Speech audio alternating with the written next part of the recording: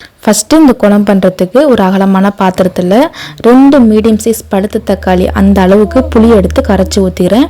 இது வந்து குழம்புக்கு தேவையான அளவு தண்ணி எடுத்து அதில் வந்து இந்த சைஸ் அளவுக்கு புளி எடுத்து கரைச்சி ஊற்றிருக்கேன். அதுக்கப்புறமா 3 பழுத்த தக்காளி எடுத்து நல்லா ஃபைன் பேஸ்ட்டாக அரைச்சி சேர்த்துக்கோங்க.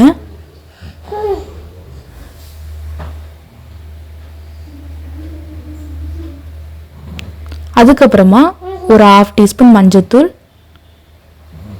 4 டீஸ்பூன் மல்லித்தூள், 3 டீஸ்பூன் மிளகாய்த்தூள் சேர்த்துக்கிறேன். மற்ற குழம்புலாம் வந்துட்டு 4 டீஸ்பூன் மல்லித்தூள் சேர்த்துக்கிட்டோம்னா 2 டீஸ்பூன் அளவுக்கு மிளகாய்த்தூள் சேர்த்துப்போம். மீன் குழம்பு பொறுத்த வரைக்கும் புளிப்பு காரம் எல்லாமே கரெக்டாக இருக்கணும். ஸோ அதனால் வந்து கொஞ்சம் எக்ஸ்ட்ரா வந்து நான் 1 டீஸ்பூன் அதிகமாக நான் வந்து மிளகாய்த்தூள் சேர்த்துக்கிறேன். உங்கள் காரத்தை தந்தாப்புல நீங்கள் மிளகாய்த்தூள் மல்லித்தூள்லாம் சேர்த்துக்கோங்க. அதுக்கப்புறமா இந்த குழம்புக்கு தேவையான அளவு உப்பு சேர்த்துட்டு உடவை நல்லா கலந்து விட்டுக்கலாம்.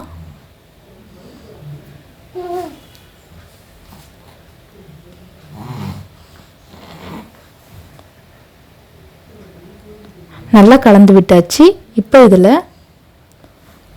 ஒரு 1/4 மூடி தேங்காய் எடுத்துட்டு இது கூட பார்த்திங்கன்னா ஒரு 1/2 டீஸ்பூன் மிளகு, 1/2 டீஸ்பூன் சீரகம், 1/4 டீஸ்பூன் சோம்பு சேர்த்து இது எல்லாத்தையும் சேர்த்து கொஞ்சமாக தண்ணி சேர்த்து நல்லா ஃபைன் பேஸ்ட்டாக அரைச்சி இதில் சேர்த்துக்கலாம். தேங்காய் ரொம்ப சேர்த்துறாதீங்க, 1/4 மூடி சேர்த்தா போதும். இப்போ தேங்காய் பேஸ்ட்டு சேர்த்து உடவை நல்லா கலந்து விட்டுக்கோங்க.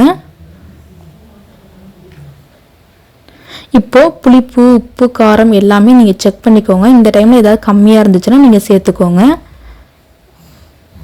அதுக்கப்புறமா அடுப்பில் ஒரு அகலமான பாத்திரம் வச்சுருக்கேன். அதில் ஒரு 2 குழிக்கரண்டி அளவுக்கு எண்ணெய் சேர்த்துக்கோங்க. நல்லெண்ணெய் சேர்த்துக்கிட்டிங்கன்னா ரொம்ப நல்லாயிருக்கும். என்கிட்ட நல்லெண்ணெய் இல்லை, அதனால் வந்து நான் நார்மல் எண்ணெய் தான் சேர்த்துக்கிறேன். அதுக்கப்புறமா ஒரு 1/2 டீஸ்பூன் வெந்தயம், 1/2 டீஸ்பூன் தாளிப்பு வடகம் சேர்த்துக்கோங்க.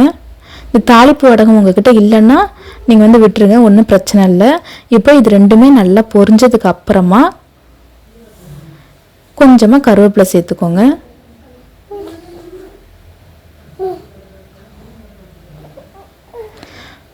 தாளிப்பு வடகத்தையும் வெந்தயத்தையும் கருக விட்டுறாதீங்க, குழம்போட டேஸ்ட்டு வாசனை எல்லாமே போயிடும்.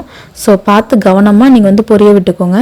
அதுக்கப்புறமா 2 பெரிய வெங்காயம், ஒரு 15 போல் சின்ன வெங்காயத்தை எடுத்து நல்லா பொடியாக கட் பண்ணிவிட்டு சேர்த்துக்கிறேன். இப்போது இந்த வெங்காயத்தை நல்லா வதக்கி விட்டுக்கோங்க. வெங்காயம் நல்லா வதங்கி செவந்து வரணும், அந்த அளவுக்கு நல்லா வதக்கி விட்டுக்கோங்க. வெங்காயம் கொஞ்சம் சீக்கிரமாகவே வதங்கி வரது கொஞ்சமாக உப்பு சேர்த்துட்டு இந்த வெங்காயத்தை நல்லா வதக்கி விட்டுக்கலாம். பாருங்கள், வெங்காயம் நல்லா வதங்கி வந்துருச்சு. பாருங்கள், நம்ம எந்த அளவுக்கு வெங்காயம் சேர்க்குறோமோ அதில் பாதி அளவுக்கு நல்லா வதங்கி வந்துடணும். அப்போ தாங்க குழம்பு நல்லா டேஸ்ட்டாக இருக்கும். இப்போது நம்ம ஆல்ரெடி கரைச்சி எடுத்து வச்சுக்கிற மசாலா தண்ணியை அதில் சேர்த்துக்கலாம்.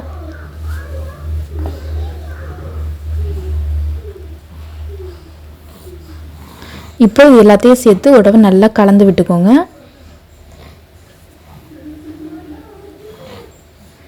பாருங்கள், பார்க்கவே குழம்பு எவ்வளோ சூப்பராக இருக்குன்னு. இதுதாங்க முறையான கிராமத்து மீன் குழம்பு. இதே சேம் மெத்தடில் செஞ்சு பாருங்கள், அவ்வளோ சூப்பராக இருக்கும். இந்த குழம்பு கொஞ்சம் தண்ணியாக இருந்தாதாங்க நல்லாயிருக்கும். மறுநாள் வைக்கும்போதெல்லாம் கொஞ்சம் கெட்டியாக இருக்கும். கடைசியாக கொஞ்சமாக கொத்தமல்லி தழை சேர்த்துட்டு லைட்டாக கலந்து விட்டுட்டு இந்த குழம்பு மூடி போட்டு மூடி வச்சுக்கலாம். ஒரு 10லேருந்து 15 நிமிஷம் வரைக்கும் இந்த குழம்பு நல்லா கொதியணுங்க. நல்லா எண்ணெய் திரண்டு வரணும், அந்தளவுக்கு நல்லா குழம்பு நல்லா கொதிக்க விட்டு எடுத்துக்கோங்க.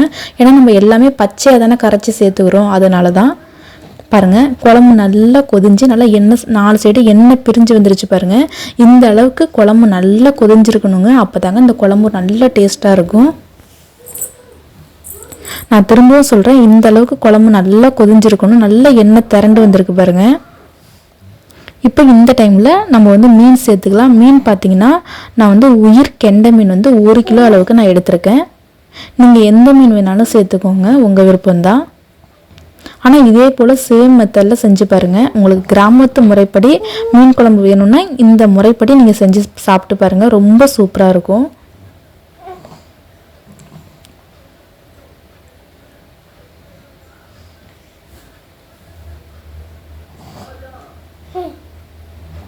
மீன் சேர்க்கும்போது அடுப்பு வந்து மீடியம் ஃப்ளேம்லேயே வச்சுக்கோங்க.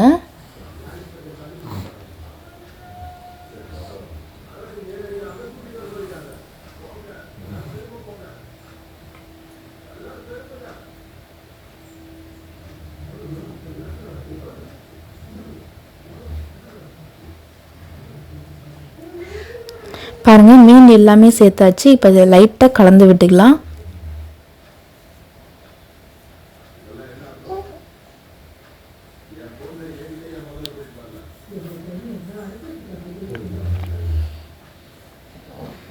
இன்னும் இந்த குழம்புக்கு நல்ல டேஸ்ட் கொடுக்குற ஒரு பொருள் சேர்க்க போகிறேன்.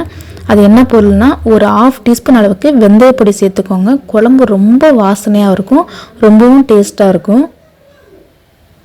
வெந்தயப்பொடி சேர்த்து லைட்டாக கலந்து விட்டுட்டு நம்ம மூடி போட்டு மூடி வச்சுக்கலாம். குழம்பு ஒரு 5 நிமிஷம் நல்லா கொதியட்டுங்க. அடுப்பு ஸ்லோ ஃப்ளேம்லேயே வச்சுருங்க, இல்லைன்னா மீன் உடஞ்சிரும்.